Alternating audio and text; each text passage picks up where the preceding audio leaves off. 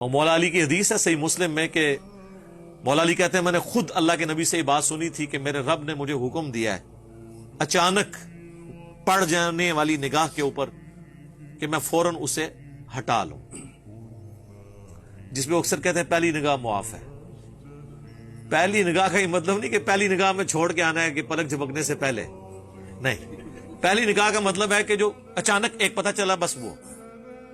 اور اس کے لیے دیکھنا بھی شرط نہیں کہ بندہ کہ جی میں پہلی کرتا ہوں پھر چھوڑتا ہوں، نہیں، جب پتہ چل گیا تو پہلی نگاہ ہو گئی۔ یہ تو ایک محاورتاً بات کی جاتی ہے نا، تو نگاہوں کی حفاظت کرنا اس حوالے سے ضروری ہے۔ تو یہ اسلام کا فلسفہ ہے جی، توبہ کرنی ہے،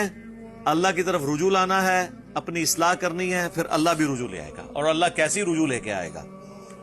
بخاری اور مسلم دونوں میں حدیث ہے، مسلم میں ذرا تفصیل کے ساتھ ہے، مشکات کی دوسری جلد میں اللہ کی رحمت والے چیپٹر میں آپ کو یہ حدیث مل جائے گی۔ نبی الاسلام نے اسے مثال کے ساتھ بیان کیا، بخاری میں بھی ہے، مسلم میں ذرا زیادہ تفصیل کے ساتھ ہے کہ جو شخص اللہ کی طرف گناہ کے بعد توبہ کرتا ہے تو اللہ تعالیٰ کو اس کے توبہ کرنے سے اور اپنی اصلاح کرنے سے کیا خوشی ہوتی ہے، اس کو نبی الاسلام نے ایک مثال سے بیان فرمایا۔ آپ صلی اللہ علیہ وآلہ وسلم نے فرمایا، کوئی تم میں سے ایسا شخص ہو جو کسی ریگستانی سفر پر ہو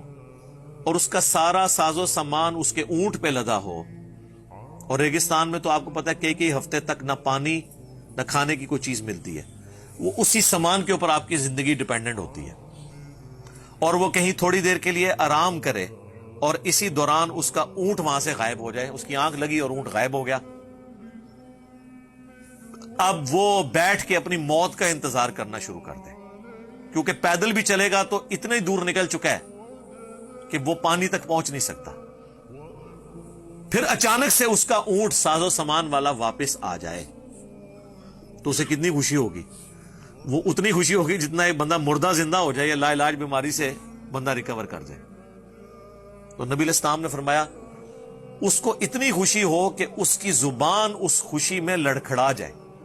من شدت الفرح، خوشی کی شدت کی وجہ سے، اور کہنا تو اس نے یہ ہو کہ اے اللہ میں تیرا بندہ تو میرا رب، زبان سے اس کے نکل جائے کہ اے اللہ تو میرا بندہ اور میں تیرا رب، لیکن آگے الفاظ ہے من شدت الفرح، خوشی کی شدت کی وجہ سے۔ تو اس سے زیادہ خوشی اللہ تعالیٰ کو ہوتی ہے اس بندے پر جتنی اس اونٹ ملنے والے کو ہوگی کہ جب کوئی شخص اللہ کی طرف گناہ کے بعد توبہ کرتا ہے۔ سبحان اللہ۔ بعض لوگوں نے اسے مس یوز بھی کیا اپنے بابوں کے، چشتی رسول اللہ، اشرف علی رسول اللہ کو بچانے کے لیے۔ وہ تو میرے بھائی چشتی رسول اللہ، اشرف علی رسول اللہ تو پورے ہوش و حواس میں پڑھایا گیا اور آج تک چھپ رہا ہے، ہاں یہ نہیں ہے۔ اور وہ کہتے ہیں مسلم شریف میں یہ حدیث موجود ہے، یہ ثبوت ہے کہ اگر کوئی کلمات کفر کہہ دے خوشی میں تو اس کے اوپر گرفت نہیں ہوتی ہے، تو ہم کہتے ہیں چلے آپ نے شکر ہے مان تو لیا، یہ کفر کروایا انہوں نے، پہلی یہ تو بات یہ آپ مانتے ہی نہیں تھے کہ یہ تو یہ تعویل کرتے تھے چشتی رسول اللہ کا مطلب یہ ہے کہ وہ جو ہے نا وہ پیر جو ہے نا وہ متبع سنت ہے، اشرف تھانوی رسول اللہ کا مطلب ہے کہ وہ پیر متبع سنت ہے، چلے اب تو اتنا تو آپ طے کیا کہ یہ کفر ہے۔ اب اگلی بات یہ ہے کہ یہ کفر جو لوگ ابھی تک چھاپ رہے ہیں اور من شدت الفرح میں تو اس کی زبان لڑکھڑائی ہے، ان کی تو زبان نہیں لڑکھڑائی، انہوں نے تو کہا بیٹا پڑھ، اور دوسرے نے کہا کہ بیٹا کوئی پریشانی کی بات نہیں، اس میں تسلی ہے کہ جس پیر کا تو کلمہ پڑھ رہا ہے وہ متبع سنت ہے۔ چلو زبان تو اس کی لڑکھڑائی تھی، جس ابا جی نے اس کی تفسیر بیان کی ہے اس کی زبان تو نہیں لڑکھڑائی۔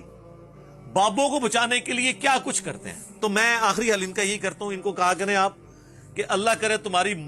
آخرت میں تمہارے ساتھ وہی کچھ ہو جو ان کے ساتھ ہونا ہے، اتنا کوئی اعتماد نہیں رکھتا۔ یزیدی نے انہوں نے کہنا تسی کو ساڈے نال وہی ہوئے جو یزید نال ہونا ہے، تانوں یہ جنتی لگتا ہے نا، اسی کہنے ساڈا اشر حسین نال ہوئے علیہ السلام، آمین، ٹھیک ہے نا جی، تو پھر پتہ چل جائے گا آپ کا کانفیڈنس لیول کیا ہے۔ تو وہ اس حدیث کا سہارا لے رہے ہوتے ہیں، وہ من شدت الفرح، وہ کہتے ہیں جی اس میں بھی آیا شدت کی وجہ سے، اگرچہ میں نے اس کے اوپر لادہ سے ڈسکشنز کی ہوئی ہیں، میں ویسے چونکہ اب اس کے ساتھ کو ریلیٹڈ چیزیں ہیں اس لیے بیان کرنا ضروری ہو جاتا ہے۔